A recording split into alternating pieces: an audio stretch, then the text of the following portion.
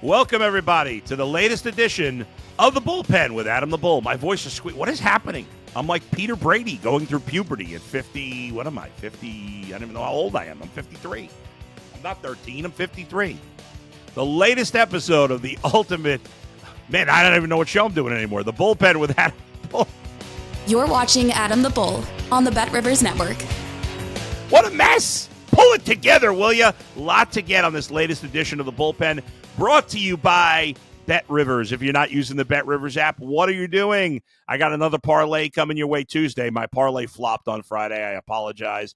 I was very high on Luis Ortiz of the Pirates, and he crapped the bed. I mean, he was terrible. They lost, and it was a big mess.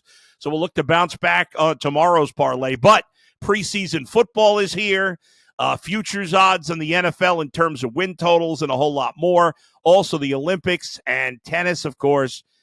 Everything we've got you covered here on the BetRivers app. Coming up later, it's a great anniversary for the Guardians, although they ended their last series with the Orioles, not on a great note.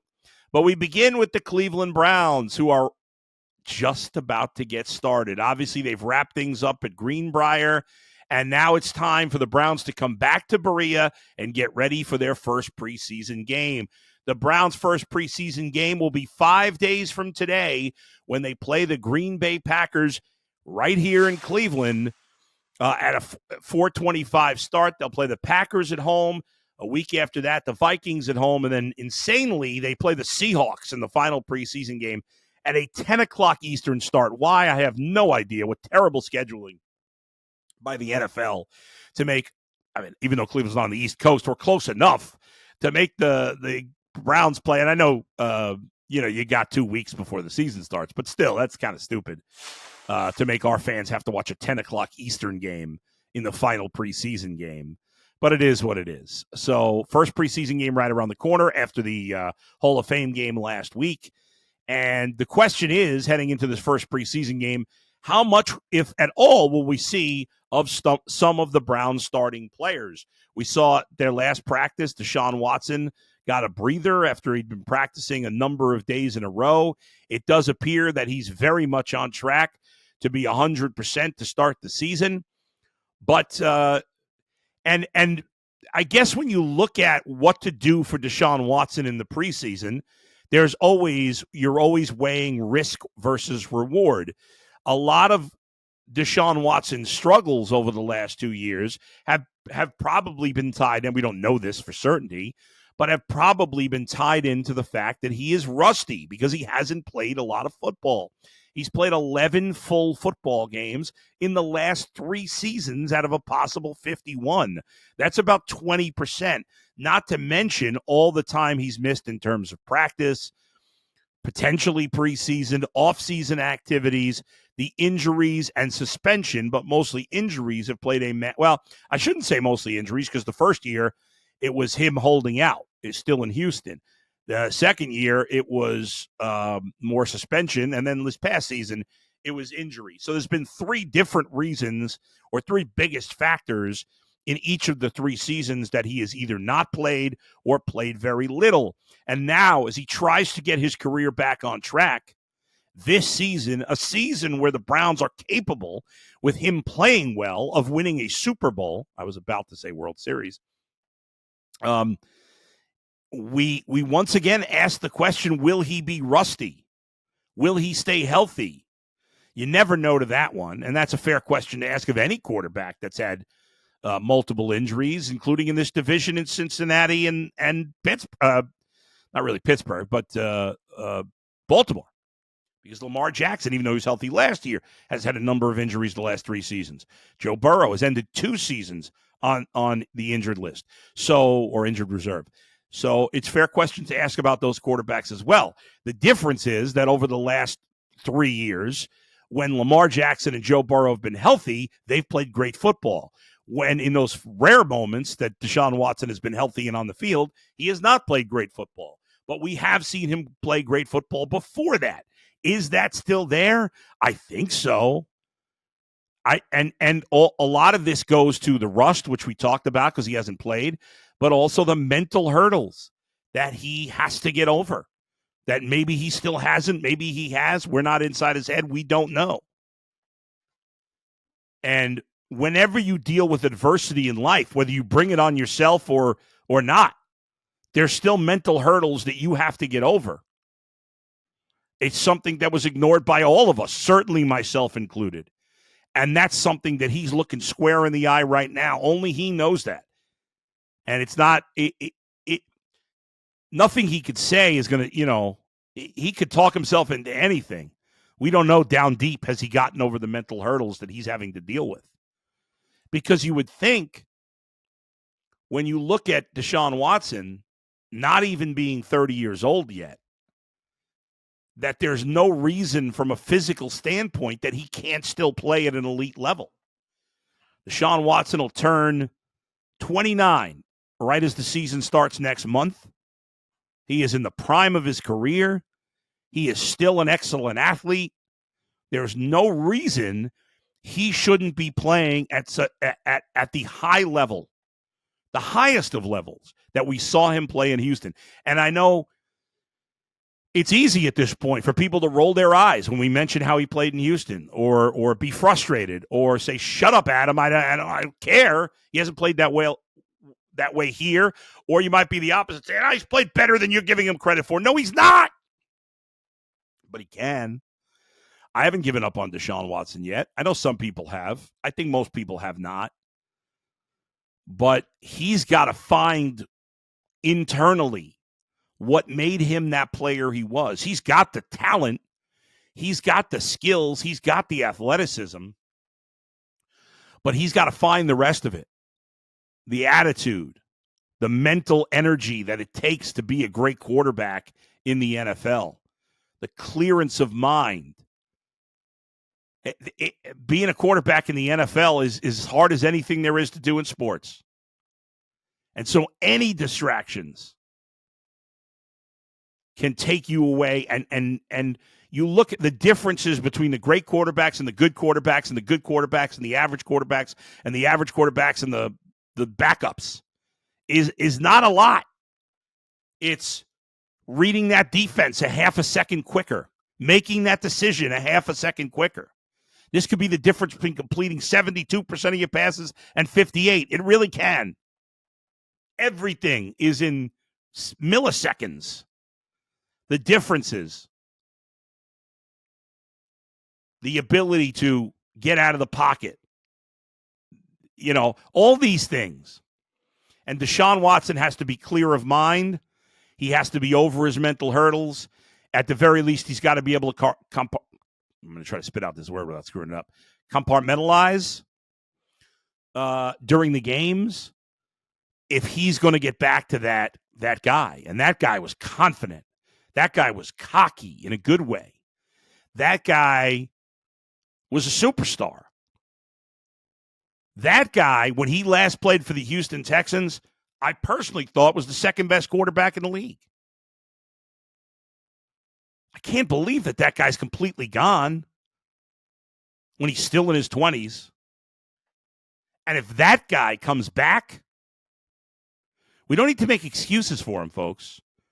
We don't need to say, well, it's just about getting wins. Of course it is. Same thing for every other team. But usually the team that has the best quarterback play gets the most wins, more often than not. You know, when you're honest with yourself, that the Browns can't win the Super Bowl unless Deshaun Watson plays like a Pro Bowler or close to it. I said it once, I'll say it a million times. The Browns did not trade all the draft capital that they traded. They did not sign him to the contract that they signed him to be along for the ride and just get wins. They gave up what they gave up, and they traded what they traded, and they paid him what they paid him and had to deal with all of the backlash around it because they thought he was a superstar.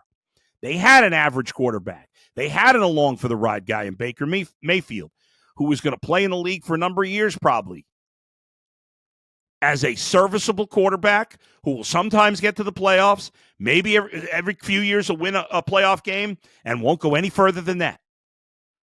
That's what they already had.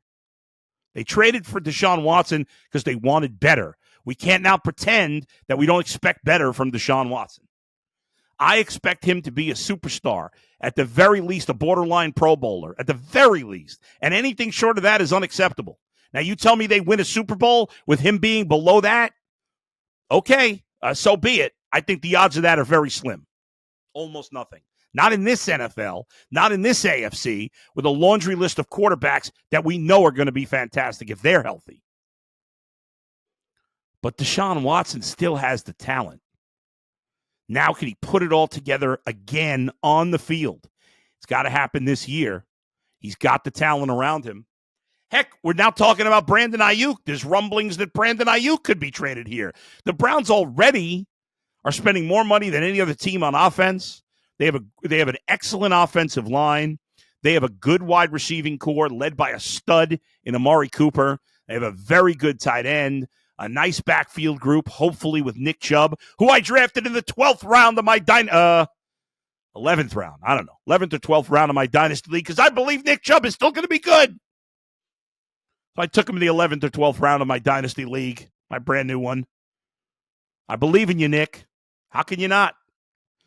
If they added Brandon Aiyuk to this team, ooh, I'll believe it when I see it. But those rumors popping up over the weekend that the Browns and the Patriots are favored for Brandon Aiyuk, I don't know how legit those sources are, but I would love to see it.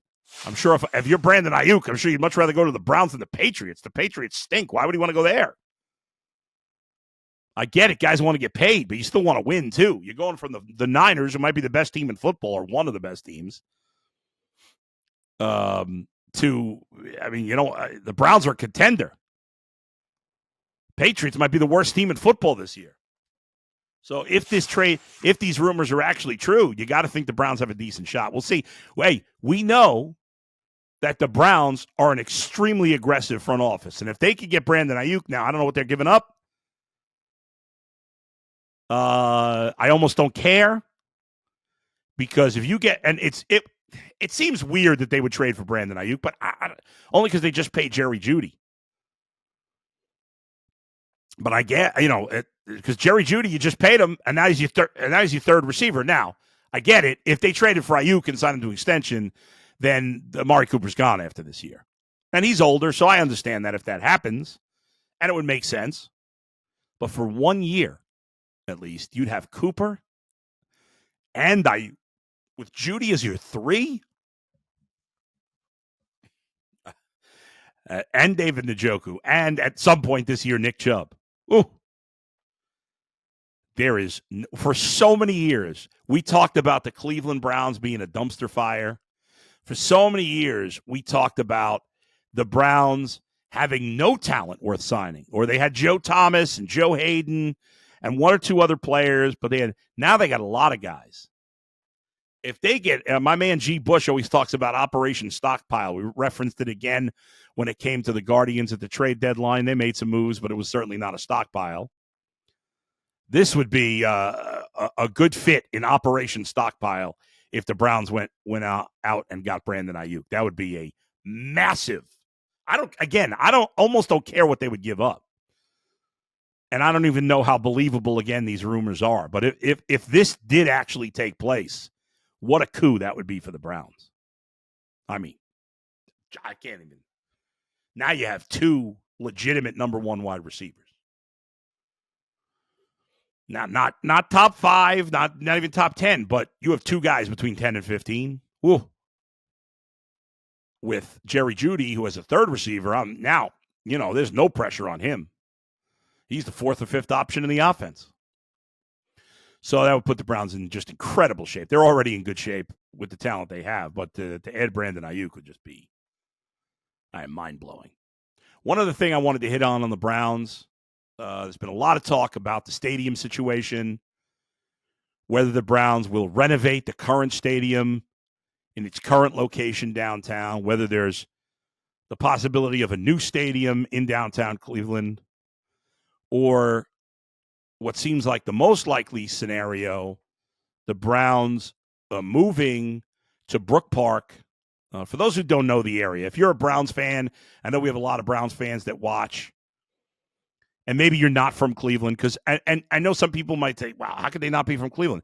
I know there's a lot of older fans when I was a kid in New York, there were a lot of guys my dad's age that rooted for the Browns because the Browns were great in the 50s and obviously into the early 60s with Paul Brown and Jim Brown, Otto Graham and the rest. But so there are some older fans that maybe never lived in Cleveland, may not know Cleveland. For those who don't know, Brook Park borders the city of Cleveland. It is a suburb of Cleveland. It's not like the team would be moving out of the area. But that seems like in fact, the area, though, the stadium would be is right next to the Cleveland airport, which is in Cleveland proper. So it'd be right next to the city, technically, not the downtown part of Cleveland. But anyway, I don't know the ramifications, and I've talked about this before, the ramifications financially, good or bad for the city if the team leaves or stays and they spend. There was talk, I think the mayor of Cleveland, Justin Bibb, said there was talking about, I think it was $650 million to renovate. I don't think renovating the stadium is the way to go. I think a new stadium is the way to go. I think it's going to end up in Brook Park. I think it's going to be, hopefully, we know it's going to be a dome stadium. Hopefully, or I would assume it's going to be a retractable dome stadium. They're going to build a whole little town around it, build up Brook Park. Not much going on there. I mean, build up the area with shopping and housing and hotels, kind of like what you have in Foxborough where the Patriots play. There's a whole community area there. I would assume that's what's going to happen. I think it's probably inevitable once Jimmy Haslam purchased that land. I think there's a lot of posturing right now going on between both sides. But I do think it's going to end up there. And I think for the fans, I can't speak to the financial ramifications for Cleveland, for Brook Park, for obviously it's not great for the businesses by the stadium, the restaurants, the bars that make a lot of money on those Sundays. But I do think I think most fans, when it's all said and done, if this happens, 5-6 years from now, I think most fans will be happy about it. And for all the people that talk about, we want to be tough and we want to play outdoors, I think you'll be happy to sit in climate-controlled stadium in December and hopefully in January as this team plays playoff games, rather than freezing your ass off in 20 degrees. Although the way the weather's been changing, who knows if that'll still be the case. I mean, this has been the hottest summer, at least since I've lived in Cleveland. And it's been 2 weeks will be my 13th anniversary living here. So I've been through a number of summers now, and I think this is the hottest I can remember, definitely the muggiest.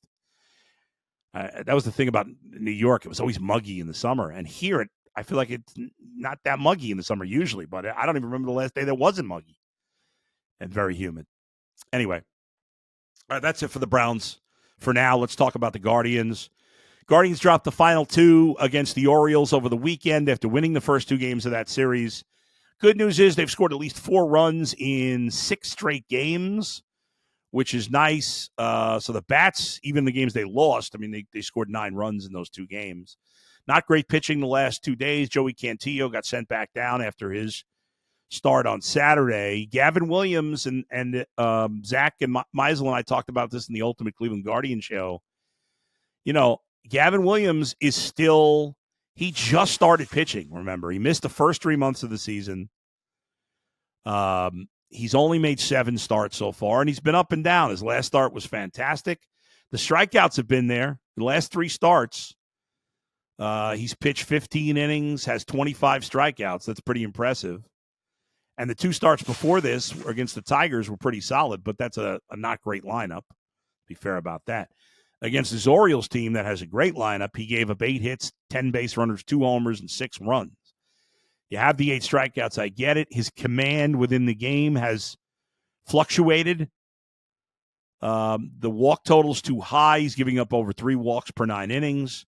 The strikeout's great, about 10.5 or even higher than that per 9 innings. Last 3 starts much higher than that. I think 10.7 maybe. No, actually more than that. But I think closer to 13 strikeouts per 9 innings last 3 starts. But it's not just about striking guys out. It's about having that command. It's about making, when you're not, first of all, being efficient with your pitches and getting hitters to swing at the wrong pitches. They're taking advantages of his mistakes. And when you face a good lineup like Baltimore, that's going to happen. And it's funny because on a day where the Guardians did a great job scoring 5 runs off Corbin Burns, you got to win that game, and they couldn't because Gavin Williams did not pitch well. The hope is that by the time we get to September, he'll be in what, for most guys would be midseason form heading into the playoffs in October. As for Tanner Bybee, spoke with Zach again this morning. He thinks Tanner Bybee, as we suggested last week, will return for the Twins series this weekend. The things don't get any easier here. Guardians start a 3-game series with Arizona at home starting tonight.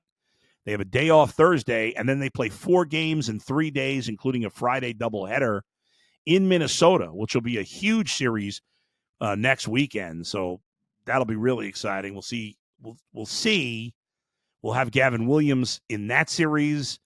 Hopefully, Tanner Bybee will pitch in that series. I think look for that Friday doubleheader coming up in 4 days. Tanner Bybee mentioned over the weekend that he's had some shoulder discomfort all year, which is a little concerning. His last couple of batters, the velocity was down, and it'll be something to really keep an eye on heading into this game or heading into his next start. The Guardians begin the day with a 4.5-game lead in the Central, still the best record in baseball, but only a game up on both Baltimore and the Yankees. Not much margin for error when you're trying to be the top seed in the playoffs.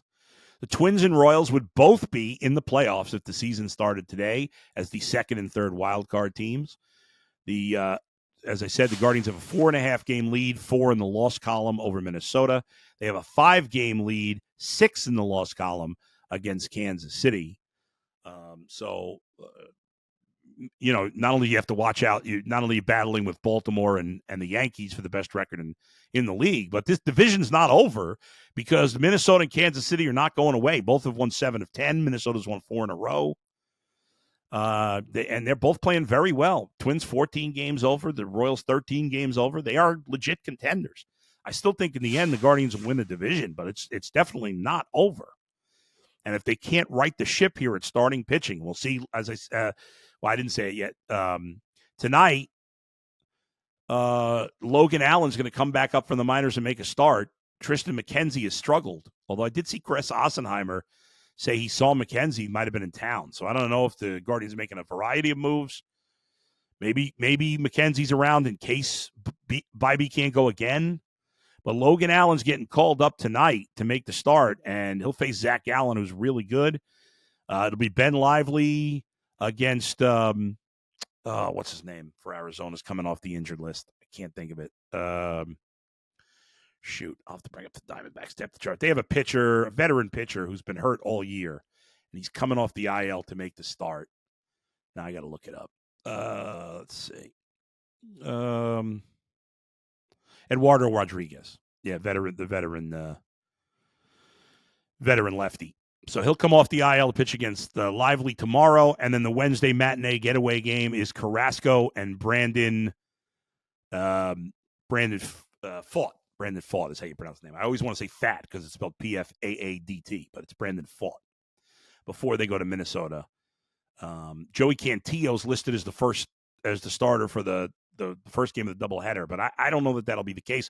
By next weekend, we could see Bybee back. We could see Matthew Boyd make his first Guardian start. We could see Alex Cobb make his first Guardian start. We shall see. All right, folks, thanks as always for joining me. Thanks to Max and Shane for producing today. I'll be back on Wednesday with another podcast. Maybe we'll have another special guest as we count down to the Browns' first preseason game of the year. Thanks to all of you. Make sure you hit the like button. Make sure you hit the subscribe button.